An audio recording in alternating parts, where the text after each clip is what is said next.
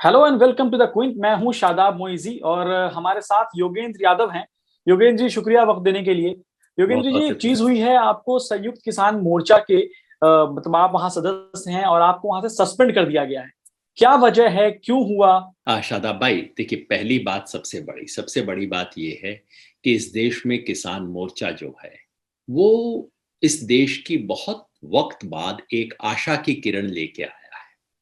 और इस मोर्चे की यूनिटी, इस मोर्चे की कलेक्टिविटी, वो सबसे बड़ी चीज है। और किसी भी कीमत पर उससे कॉम्प्रोमाइज नहीं किया जा सकता। दूसरी बात कि एक बहुत बड़ा जब मोर्चा होता है तो उसमें सब तरह के लोग जुड़ते हैं, अलग अलग विचार के लोग जुड़ते हैं। और अलग अलग विचार के जब लोग जुड़ते हैं तो उसमें डिफरेंसेस होना बहुत नॉर्मल है। जो ये घटना आप जिक्र कर रहे हैं, ये लखीमपुर में मैंने एक विजिट किया था, उसके बारे में है। लखीमपुर खीरी में जब मैं गया तो वो मूलतः उसके लिए था जो किसानों की श्रद्धांजलि सभा थी। किसान शहीद हमारे हुए थे, एक पत्रकार भी थे, उनकी श्रद्धांजलि सभा में गया। वापसी में आते हुए मुझे लगा कि मुझे बीजेपी के जो कार्यकर्ता शुभम मिश्र थे, जिनकी भी डेथ हुई थी उस इंसिडेंट में, उनके घर भी कम से कम अफसोस जाहिर करने जाना चाहिए।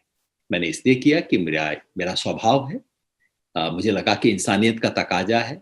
यूं भी हमारा संस्कार, हमारी परंपरा यही सिखाती है। महाभारत में सूर्यास्त के बाद लोग एक दूसरे का, दूसरे साइड का कुशल क्षेम पूछने जाते थे। सिख ट्रेडिशन में बहुत एक सुंदर कहानी है भाई कन्हैया की, जो दुश्मनों के सिपाहियों को, घायलों को भी पानी पिलाया करते थे। उन्हें गुरु गोविंद सिंह के पास लाया गया तो उन्होंने कहा कि बिल्कुल ठीक कर रहा है ये आदमी, ऐसा ही करना चाहिए, ये तो हमारी परंपरा है। तो मैं तो उस नाते गया था।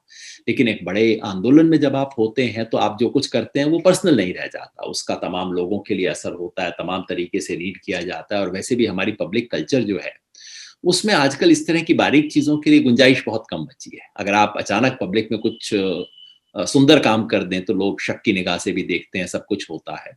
तो उसके चलते संयुक्त किसान मोर्चा के साथियों ने कलेक्टिवली डिसाइड किया कि नहीं, मैंने गलत किया था। और उन्होंने उसके लिए मुझे 1 महीने के लिए सस्पेंड किया। और मैंने यही कहा कि भाई, कलेक्टिवली जो भी फैसला हुआ है वो सर माथे पे। आपको लगता है कि आपसे कोई गलती हुई है या एक बिना नहीं, दो गलती के गलती। आपको सस्पेंड किया गया है, सजा मिली है? नहीं नहीं, मैं ऐसा नहीं कहता। मुझे 2 गलतियां मुझसे हुई। पहला ये कि जब ऐसा कुछ करते हैं तो वो पर्सनल नहीं रहता, उसका एक कलेक्टिव रेमिफिकेशन होता है।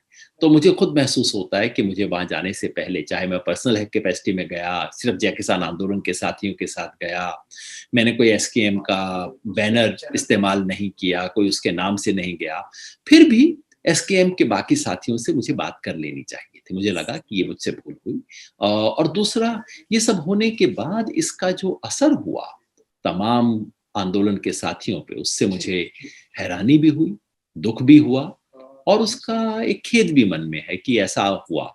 क्योंकि जैसा मैंने कहा, आज हमारे सार्वजनिक जीवन में इन सब चीजों के लिए जगह नहीं बची है। अगर आप अचानक कुछ सुंदर चीज कर दें, मन से कर दें, कुछ मानवीय संवेदना के नाते कर दें, तो सार्वजनिक जीवन में उसके 50 मतलब निकाले जाते हैं। तो मैंने उसके लिए जरूर खेद व्यक्त किया है। और जो एक भी मैंने कहा, मोर्चे ने जो सजा दी वो बिल्कुल सर माथे पे। एक चीज है जो लखीमपुर खीरी में किसानों की हत्या हुई और वहां गाड़ी के कुचल कर उनको मार दिया गया और आप गए बाकी। और तमाम जो किसान आंदोलन चल रहा है करीब 11 महीने से, उस दौरान एक चीज देखा गया कि वहां जो लखीमपुर खीरी में जो हुआ उसमें कहा गया एक्शन का रिएक्शन, उस शब्द को लेकर बड़ा वो है कि आपने शब्द को लेकर हुआ कि आप उसमें भी आपका अलग स्टैंड था। क्या है ये, थोड़ा क्या बता दें?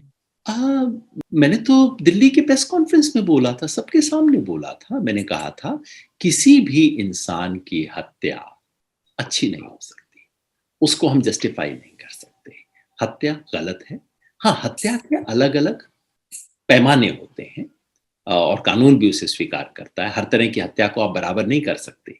एक आदमी है जो आके किसानों के ऊपर जीप चला देता है, कुछ ले जाते हैं। और दूसरा है जो कि उसके जवाब में जो रोष होता है, मॉब फ्यूरी होती है, उसमें हत्या होती है। दोनों अलग अलग तरह की, इनको बराबर नहीं किया जा सकता। लेकिन हत्या हत्या है। और हमें किसी भी मौत को जस्टिफाई नहीं करना चाहिए, चाहे वो कोई एक, हरिग्न से एक बल्कि चीज हुई या दूसरे की। एक चीज मैं समझना चाह रहा हूं आपसे, क्या किसान आंदोलन जो है कृषि कानून के खिलाफ शुरू हुआ, और क्या वो अब अपने मुद्दे से भटक रहा है या भटक गया है? मैं समझता हूं कि जब इतना लंबा आंदोलन होता है तो उसमें तमाम मुद्दे जुड़ते जाते हैं, जो कि हो रहा है। आंदोलन का फोकस आज भी यही है, आंदोलन की मांग आज भी यही है कि 3 काले कानून खत्म किए जाएं और उसके बदले एमएसपी का एक कानून बनाया जाए। मुख्य मांग हमारी तब भी ये थी, आज भी ये है, आज भी उस पे फोकस्ड है।